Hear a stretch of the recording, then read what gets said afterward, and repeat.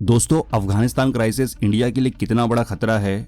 आप इमेजिन करो, एक ऐसी कंट्री जो इंडिया के साथ बॉर्डर भी शेयर नहीं करती है, फिर भी उसकी इंस्टेबिलिटी हमारे देश की सिक्योरिटी और इकोनॉमी को इनडायरेक्टली इम्पैक्ट कर सकती है। अफगानिस्तान का नाम सुनते ही दिमाग में तालिबान, एक्सप्लोजन्स और पॉलिटिकल टेंशन की इमेज आती है, लेकिन अफगानिस्तान का क्राइसिस सिर्फ वहां के सिटीजन्स तक लिमिटेड नहीं है। इसका सीधा असर इंडिया पर भी पड़ सकता है, चाहे बात हो टेररिज्म की, रीजनल पॉलिटिक्स की या इलीगल ड्रग ट्रेड की। तालिबान के दोबारा पावर में आने के बाद साउथ एशिया की स्ट्रेटेजिक इक्वेशन काफी चेंज हुई है।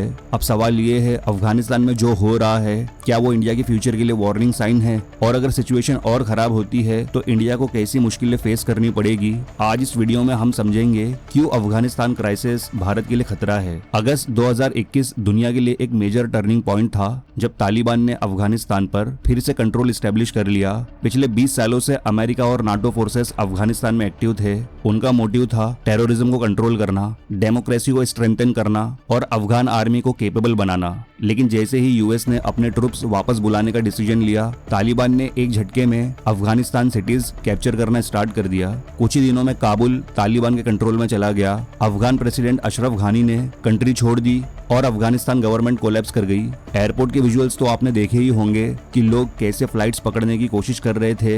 ये सिर्फ एक पॉलिटिकल चेंज नहीं था, बल्कि एक कंप्लीट नेशनल कोलैप्स था। इंडिया के लिए कंसर्न यहीं से स्टार्ट होता है। इंडिया ने अफगानिस्तान में इंफ्रास्ट्रक्चर और डेवलपमेंट प्रोजेक्ट्स पर बिलियंस इन्वेस्ट किए हैं। रोड्स, हॉस्पिटल्स, डैम्स, स्कूल्स और पार्लियामेंट बिल्डिंग तक इंडिया ने कंट्रीब्यूट किया है। तालिबान के फिर आने के बाद से ही ये सारे इन्वेस्टमेंट्स डाउटफुल हो गए हैं। इसके अलावा हमारी नेशनल सिक्योरिटी पर अब सवाल बन गया है। अफगानिस्तान की हिस्ट्री बहुत से खतरों से घिरी रही है। तालिबान के पावर में आने के बाद फिर से एक डर सा बन गया है कि अल-कायदा, आईसिस और दूसरे टेररिज्म ग्रुप्स स्ट्रॉन्गर हो जाएंगे तो इंडिया में नेशनल टेंशन बढ़ जाएगा। इंडिया का स्पेशल फोकस कश्मीर रीजन पर है। सिक्योरिटी एक्सपर्ट्स का कंसर्न है कि अफगानिस्तान में एक्टिव फाइटर्स पाकिस्तान के रूट से कश्मीर में घुसने की कोशिश कर सकते हैं। ऐसा पहले भी हिस्ट्री में देखा गया है कि 1990s में अफगानिस्तान कॉन्फ्लिक्ट से जुड़े मिलिटेंट्स कश्मीर इशू में इन्वॉल्व थे। इसी वजह से इंडिया को सावधान रहने की बहुत जरूरत है। तालिबान पब्लिकली बोलता है कि वो दूसरे कंट्रीज के मैटर्स में इंटरफेयर नहीं करेगा,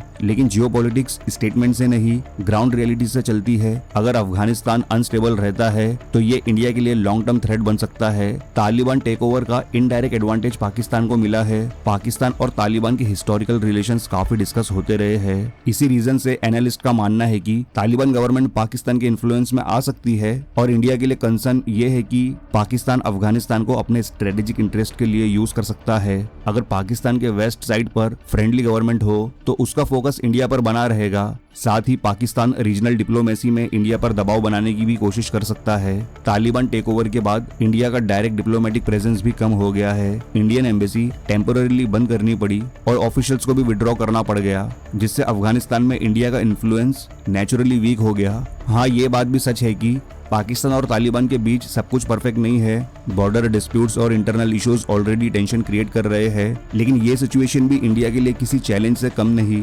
अफगानिस्तान क्राइसिस को चाइना भी एक अपॉर्चुनिटी की तरह ही देख रहा है।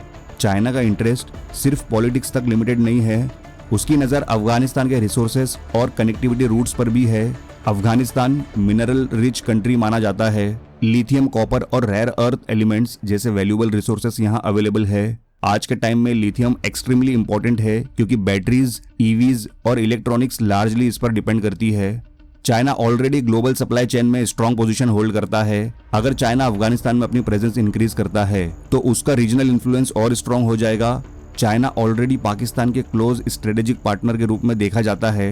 अगर China Pakistan Taliban alignment stronger होता है तो इंडिया के लिए रीजनल प्रेशर बढ़ सकता है। अफगानिस्तान दुनिया के लार्जेस्ट ओपियम प्रोड्यूसिंग नेशंस में काउंट होता है। इसी ओपियम से हीरोइन और दूसरे नार्कोटिक्स बनते हैं। Political instability usually illegal businesses को ग्रो करने का चांस देती है। तालिबान ने कुछ टाइम पीरियड्स में ओपियम रेस्ट्रिक्शन अनाउंस किए, लेकिन ग्राउंड लेवल पर इलीगल ट्रेड कंप्लीटली स्टॉप नहीं हुआ। अगर अफगानिस्तान क्राइसिस कंटिन्यू करता है तो नार्कोटिक्स स्मगलिंग नेटवर्क्स स्ट्रॉन्गर हो सकते हैं, जो इंडिया के लिए एक मेजर इशू है। अफगानिस्तान पाकिस्तान रूट के थ्रू ड्रग्स इंडिया तक पहुंच सकते हैं। ये सिर्फ पब्लिक हेल्थ प्रॉब्लम नहीं है, बल्कि ड्रग ट्रेड से जनरेट हुआ मनी टेरर फंडिंग में भी यूज हो सकता है। मतलब ड्रग्स और टेररिज्म इनडायरेक्टली कनेक्टेड इशू बन जाते हैं। इंडिया का long term strategic vision central Asia तक एक्सेस बनाना है, और अफगानिस्तान इस प्लान का इम्पोर्टेंट पार्ट था। इंडिया ने ईरान के चबाहार पोर्ट प्रोजेक्ट में इन्वेस्टमेंट इसी वजह से किया था कि पाकिस्तान को बाईपास करके अफगानिस्तान और सेंट्रल एशिया तक पहुंच बन सके। अगर अफगानिस्तान स्टेबल होता तो इंडिया के ट्रेड और कनेक्टिविटी प्लान्स एक्सिलरेट हो सकते थे, लेकिन इंस्टेबिलिटी ने सिचुएशन डिफिकल्ट बना दी। ट्रेड कॉरिडोर्स और इंफ्रास्ट्रक्चर प्रोजेक्ट्स डाउटफुल हो गए हैं। Central Asia energy rich region है जो इंडिया के इकोनॉमिक इंटरेस्ट के लिए इंपॉर्टेंट है। अफगानिस्तान अनस्टेबल होने से इंडिया के रीजनल ट्रेड को बड़ा झटका मिला है। अफगानिस्तान का इशू सिर्फ पॉलिटिक्स और सिक्योरिटी तक लिमिटेड नहीं है, वहाँ क्राइसिस और भी सीरियस लेवल पर चल रहा है। फूड शॉर्टेजेस, अनएम्प्लॉयमेंट और इकोनॉमिक कोलैप्स ने मिलियंस लोगों को अफेक्ट किया है। विमेन और गर्ल्स के राइट्स पर भी काफी रेस्ट्रिक्शंस लगाई गई है। एजुकेशन एक्सेस और पर्सनल फ्रीडम्स हेवीली इम्पैक्ट हुई है। ऐसे सिचुएशंस माइग्रेशन प्रेशर क्रिएट करते हैं। जब सर्वाइवल डिफिकल्ट हो जाता है तो लोग बेटर अपॉर्चुनिटीज के लिए मूव करने की कोशिश करते हैं। इंडिया हिस्टोरिकली अफगान सिटीजन्स को ह्यूमैनिटेरियन सपोर्ट प्रोवाइड करता रहा है।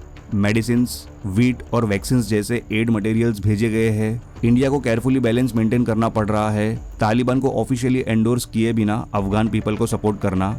इंडिया के सामने सबसे डिफिकल्ट क्वेश्चन है तालिबान के साथ रिलेशंस कैसे मेंटेन करे। अगर इंडिया कंप्लीटली डिस्टेंस रखता है तो रीजनल इन्फ्लुएंस लूज करने का रिस्क है। अगर ओपनली एंगेज करता है तो पॉलिटिकल क्रिटिसिज्म फेस करना पड़ सकता है। तालिबान का human rights image globally controversial है, लेकिन इंटरनेशनल पॉलिटिक्स पर प्रैक्टिकल डिसीजंस डिमांड करती है। इसी वजह से इंडिया एंगेजिंग अप्रोच अडॉप्ट कर रहा है। लिमिटेड डिप्लोमेटिक कम्युनिकेशन और ह्यूमैनिटेरियन आउटरीच कंटिन्यू रखा गया है। इंडिया का फोकस सिंपल है, एंश्योर करना कि अफगानिस्तान एंटी इंडिया एक्टिविटीज का लॉन्च पैड ना बने। इंडिया को क्या करना चाहिए? इंडिया को एक लेयर्ड स्ट्रेटेजी फॉलो करनी होगी। सबसे पहले इंटेलिजेंस नेटवर्क और काउंटर टेरर सिस्टम्स को स्ट्रेंथन करना होगा। रीजनल पार्टनरशिप्स ईरान, रशिया और सेंट्रल एशियन कंट्रीज के साथ डीपेंड करनी होगी। अफगान पब्लिक के साथ गुडविल मेंटेन रखना भी इम्पोर्टेंट है।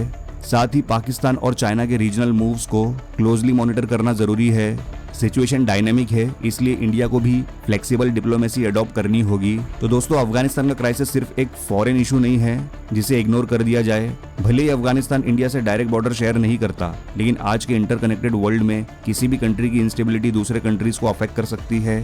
अफगानिस्तान में पॉलिटिकल केओस, टेररिज्म का रिस्क, ड्रग ट्रैफिकिंग और पावरफुल कंट्रीज का इन्फ्लुएंस बैटल, ये सब इंडिया के लिए फ्यूचर चैलेंजेस क्रिएट कर सकते हैं। एक तरफ नेशनल सिक्योरिटी को स्ट्रांग रखना जरूरी है, दूसरी तरफ डिप्लोमेसी और रीजनल रिलेशंस को भी बैलेंस करना इक्वली इंपॉर्टेंट है। अफगानिस्तान का फ्यूचर भी अनसर्टेन है, वहाँ पीस आएगा या कन्फ्लिक्ट और बढ़ेगा, ये आने वाला टाइम ही बताएगा। लेकिन एक बात क्लियर है, अगर इंडिया को साउथ एशिया में स्ट्रांग पोजीशन मेंटेन करनी है तो अफगानिस्तान की सिचुएशन को क्लोजली मॉनिटर करना होगा।